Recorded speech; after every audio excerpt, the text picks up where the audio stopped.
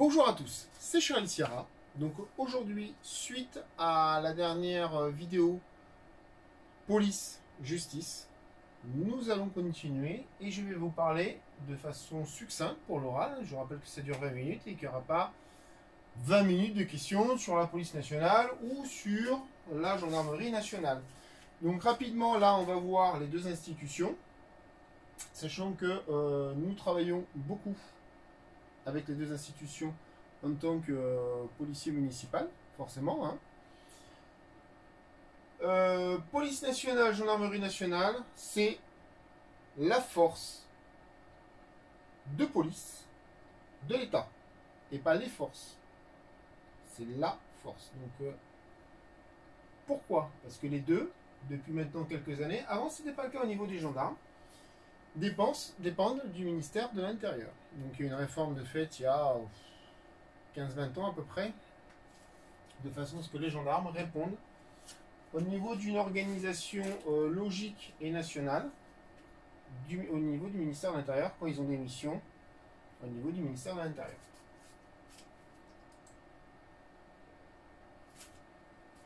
Donc, on se retrouve, force de l'État. Donc la force de l'État, c'est la police nationale et la gendarmerie nationale. Donc, les forces de sécurité. Là, on peut dire au pluriel. Donc la police nationale s'occupe de la zone urbaine, la gendarmerie nationale s'occupe de la zone rurale. Alors, la gendarmerie couvre plus de territoire que la police nationale. Cependant, en France, on est un pays très urbanisé, la police nationale couvre plus de population que la gendarmerie nationale. Au niveau de la gendarmerie nationale, donc j'ai dit des points du ministère de l'Intérieur, mais pas que. Pourquoi mais pas que? Les gendarmes ont un statut militaire. Quand l'armée française se déplace sur les théâtres d'opérations extérieures ou va dans des pays sur lesquels on a des bases en dehors de la zone nationale, les gendarmes suivent. Ça s'appelle, on peut les appeler aussi des prévôts. Ils font la police militaire, entre guillemets, même si on a l'APM, la police militaire, ce sont des militaires qui le font, mais eux, ils s'occupent de tout ce qui est cadre institutionnel au niveau des soldats français et de la loi. Il faut savoir qu'un soldat français qui commet un méfait à l'étranger peut être jugé par la loi française, parce que justement, c'est un militaire français. Donc là-dessus, qui c'est qui applique? Ce sont les gendarmes, donc les prévôts. Donc, au niveau de la gendarmerie, on a la gendarmerie maritime qui part avec la marine nationale, mais qui a également ses propres vedettes.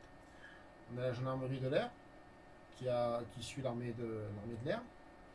Et la gendarmerie nationale, je dis la gendarmerie plus classique, qui suit tout ce qui est armée de terre. Donc, il s'avère quand même que la gendarmerie maritime patrouille sur les côtes françaises.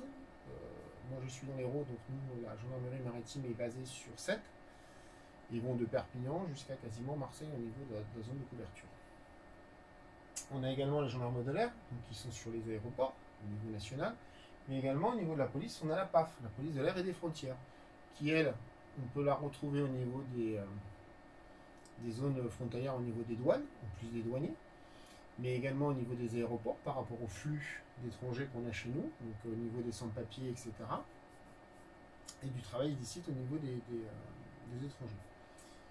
Que dire d'autre? En fait, chaque institution,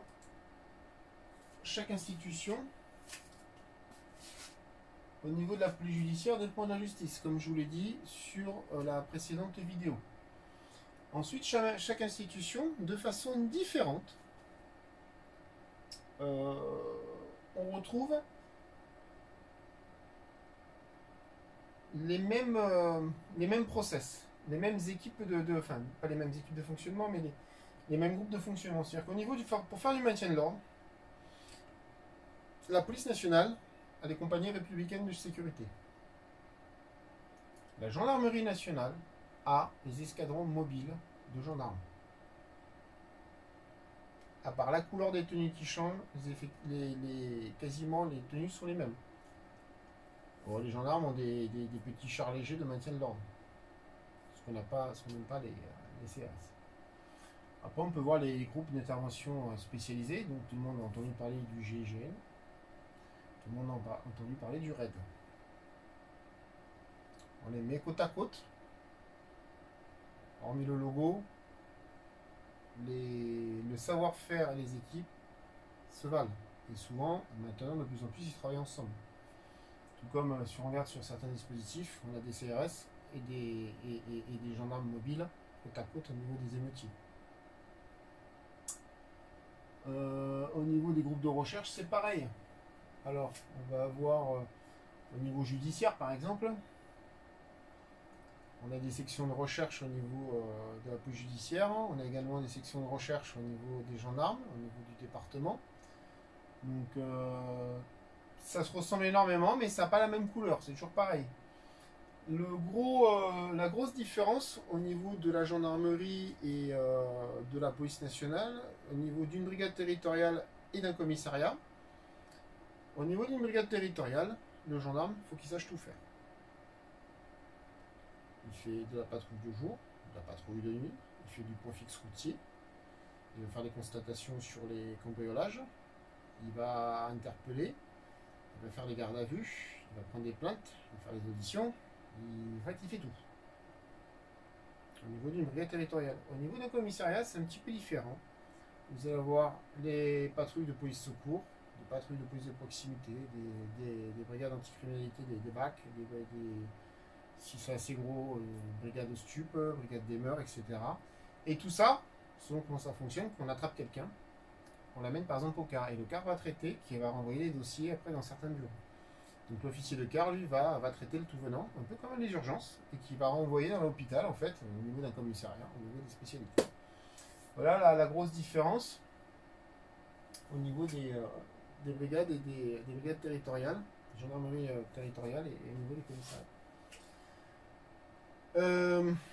Après, on retrouve toujours pareil une structure au niveau national qui se ressemble avec quelques petites différences, toujours pareil. Hein.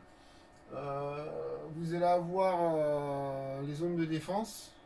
Après, vous avez les préfets de région, les préfets de département. Et également, pareil, on retrouve les mêmes sous-ensembles dans chacune des deux institutions, en fait.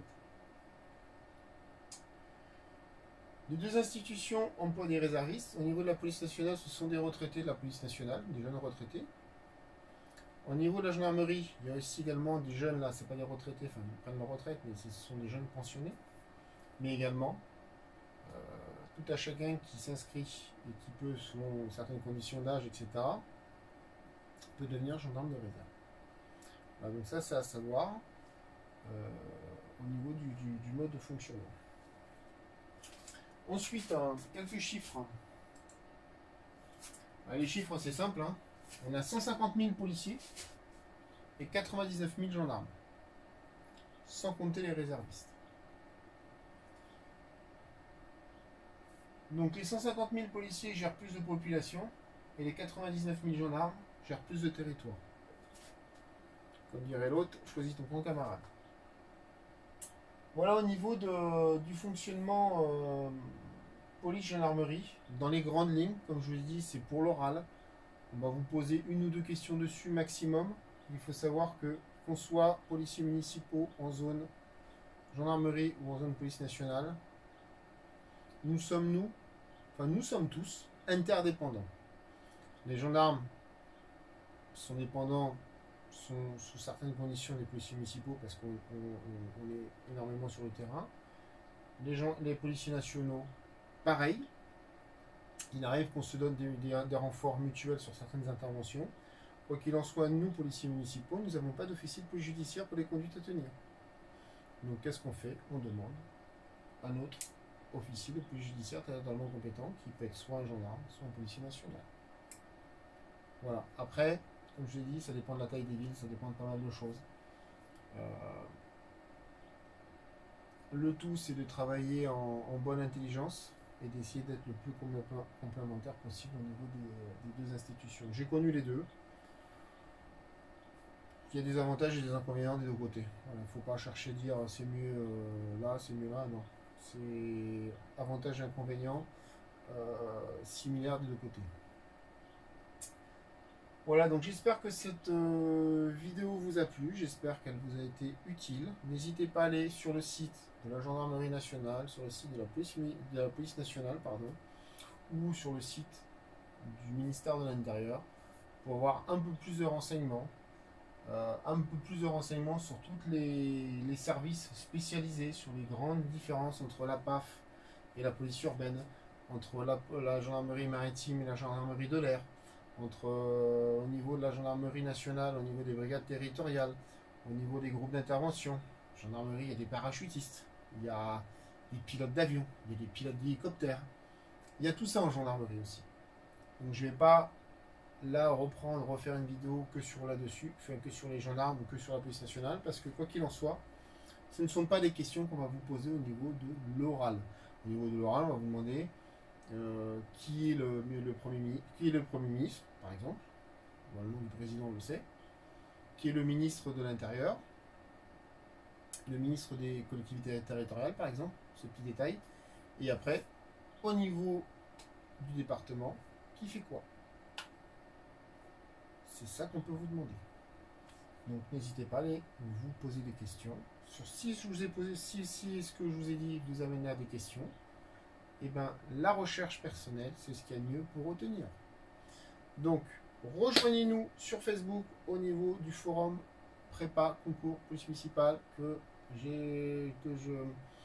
je m'occupe et j'essaie de répondre au plus rapidement à vos questions. Si ce n'est pas fait, abonnez-vous sur la chaîne, sur le logo. Je m'abonne sur la chaîne Concours Prépa Police Municipale. On est plus de 500 sur la chaîne. Merci à vous. Et je vous dis à bientôt. Bonne révision. Commencez à réviser votre oral, même si vous n'avez pas encore les résultats de l'écrit, s'il vous plaît. Il y a quand même pas mal de petites choses à retenir. Plus vous en saurez, mieux vous répondrez aux questions qu'on vous donnera à l'oral. Sur ce, je vous souhaite bonnes vacances et je vous dis à bientôt.